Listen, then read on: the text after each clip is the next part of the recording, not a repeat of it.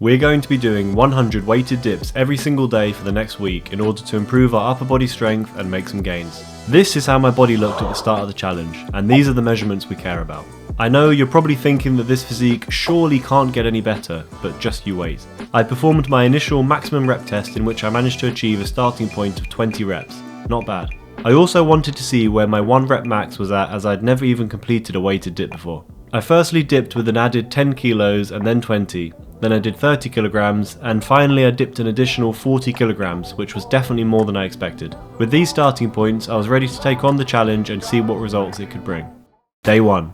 I decided on completing these daily reps with an added weight of 10 kilograms, which doesn't sound like that much, but it got very hard very quickly. That's what she said! I started off with sets of 10 every 2 minutes. It's going to be hard to find the right starting point that's going to be challenging enough, but not so hard that I can't get through the reps. After only 2 sets of 10 reps, I quickly realised that this was very optimistic, so I upgraded the rest time to 3 minutes. By the 5th set, I couldn't even reach 10 reps in a go anymore, and my heart felt like it was going to jump out of my chest. I then had to drop down to 5 reps every 2 minutes from here, as I was really struggling to get through it. By the end of this workout, my wrists were completely finished, so I learnt my lesson about warming up properly. Day 1's workout took around 37 minutes, but my watch stopped timing after only 26. This is a bit annoying, but I know day 1 won't be the best time anyway.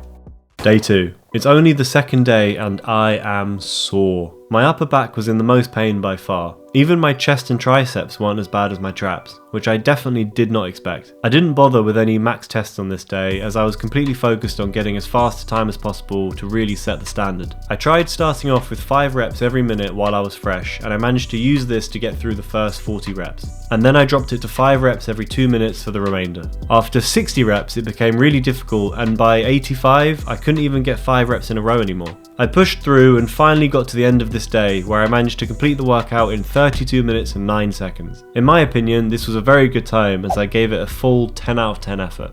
Day 3. I started to worry about the pain in my upper back, and I didn't want to cause any more issues, so I did the sensible thing and strengthened it by doing 100 weighted dips. I did the maximum rep test again for day 3, and I managed to achieve 21, which was actually quite surprising given all the pain I was in. I then got on with the 100 reps, but I decided not to time this workout, as I wanted to focus on keeping good form and not ripping my shoulder apart. I've been told that for the dip you need to keep your shoulders back and down and your core solid and engaged, which I really have been trying to do, I'm just not very good at it. After 60 reps, my left front delt started to get incredibly uncomfortable, which really affected my ability to stabilise. I still managed to get through the day, ready for the next one, but man, this challenge is starting to take its toll on me.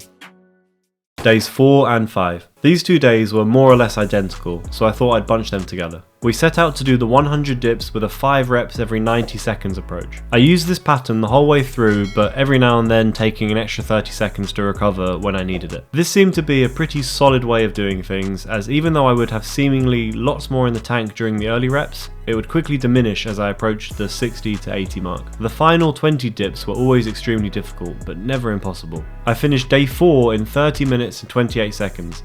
2 minutes faster than my previous best. But for day 5, again, I didn't get a time for it, as I was more focused on form and, not breaking something. Usually these challenges are tougher on the mental side of things rather than physical, but this week I think the physical challenge is really taking over. Day 6. I started off the day by testing my maximum number of reps again. I was flying through them, but unfortunately had to stop at 20 reps as my left shoulder or front delt started really flaring up with pain. After this, I decided not to time the workout again, as I didn't want to push too hard and end up injuring myself before the final day. I started off with some slow sets of 10, but most of the workout was done with sets of 5 and a long rest. There wasn't really anything too interesting on day 6, I just felt tired, weak and broken, and I just wanted to finish with the challenge. If I had timed this workout, I'd imagine it was around 45 minutes, so not a great time. But tomorrow will beat the best time, and in a couple of days we'll get a new maximum number of reps and a new 1 rep max, I'm sure.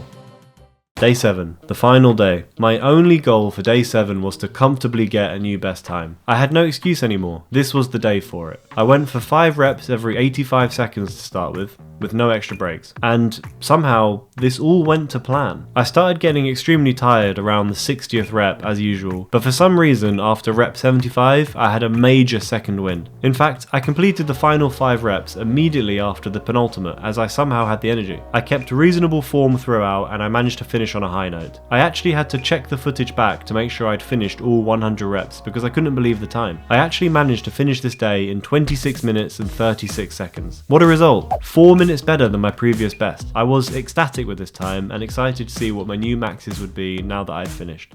The results. Firstly, let's have a look at the new max reps. Starting this challenge, I could only perform 20 consecutive reps. But 700 brutal weighted repetitions later, my new maximum reps was 24, a solid 20% increase.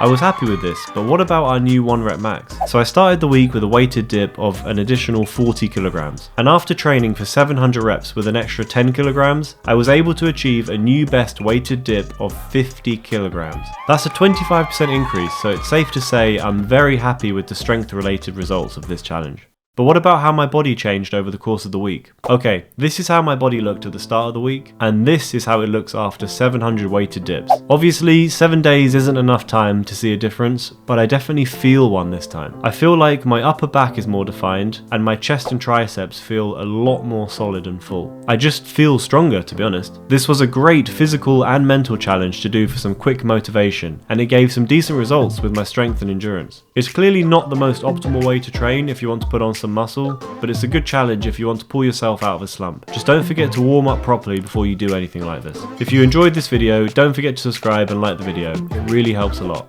Thanks.